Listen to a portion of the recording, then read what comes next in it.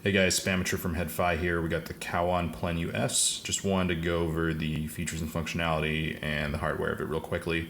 I've had this device a couple weeks now. I like it quite a bit. I had the Plenue 1 before that, and also briefly had the Plenue D, so I really do like these Cowon digital audio players, as you can tell.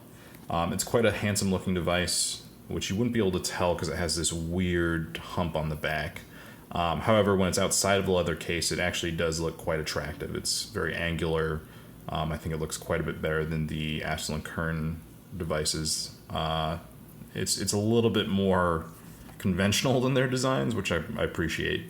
The leather case itself is actually really nice. It's this brownish orangish leather, as you can see.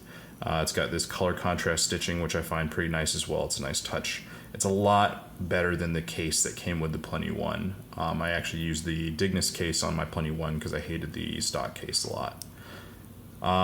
So we can actually go and look at the single-ended output and the balanced output, which I'm plugged into right now. There's the power button, hardware, playback and volume controls, micro USB slot, and then right under here is actually where the micro SD card slot is. You do have to take the case on and off in order to access that. There is a new hardware button right here too. You tap it, it's touch sensitive. There's only 3 functions that you can set it to though. So right now I have it to set to take me directly to the settings menu here, and this will actually show you the other 2 options that you can set that button to, which honestly is pretty limited. I really wish that they would add more functionality to this in future firmware updates, which hopefully they will. So let's go back to the playing screen. There's a few different UI skins. This is the B type. C type gets a little bit funkier. The D type is this ugly brushed metal look, which is not very pleasing to the eye in my opinion. And then we get to the E type, which is this Miami Vice, like aquamarine color. I don't know if that's even going to come out well on this camera. So let's go back to the A type.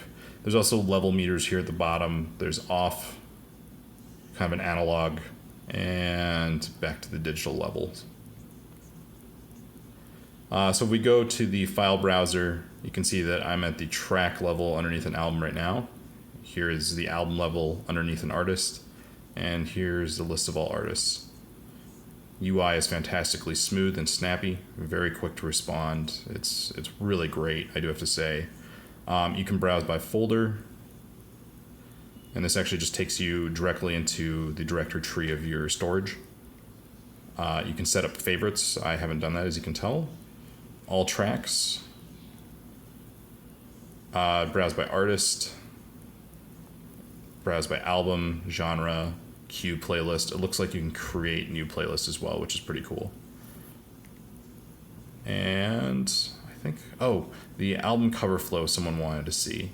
So this right here, this button, is actually the orientation lock, kind of like you have on a phone. So I can turn that off so that it unlocks the orientation so that I can go to, this landscape mode, and when you're in landscape mode you can actually see the album cover art. One weird thing to notice is you'll see a lot of these pink ones. That means that it's telling you that I haven't assigned cover art to that particular track, which simply isn't the case. In fact, what happened here is that I'm guessing the cover art that I assigned and tagged the file with is not perfectly square. So we'll check. So if I'm playing that track, yeah. So you can see there actually is cover art attached to it, but it doesn't show up in that cover flow UI look just because it's probably not square, not exactly square. Anyway, this is the Cowon Plenue S. I'm liking it quite a bit. It sounds fantastic. I think it is rather overpriced for the performance that you get compared to the already excellent Plenue 1, but the balance output is pretty great. Oh, and one more thing actually, speaking of the balance output, you'll notice that mine is not exactly straight. You can kind of see that it's tilted a little bit there when plugged in. And I've tried this with a few different cables now, and all of them are like that. So I'm assuming that the output itself, the socket, is not quite straight, which is a little bit of an annoyance considering how expensive this device was. Come on, Cowon, get it together. Anyway, really like the device. Let me know if you have any questions. And you guys should go out and buy one of these if you have the Skrilla, because it is pretty good. All right, bye.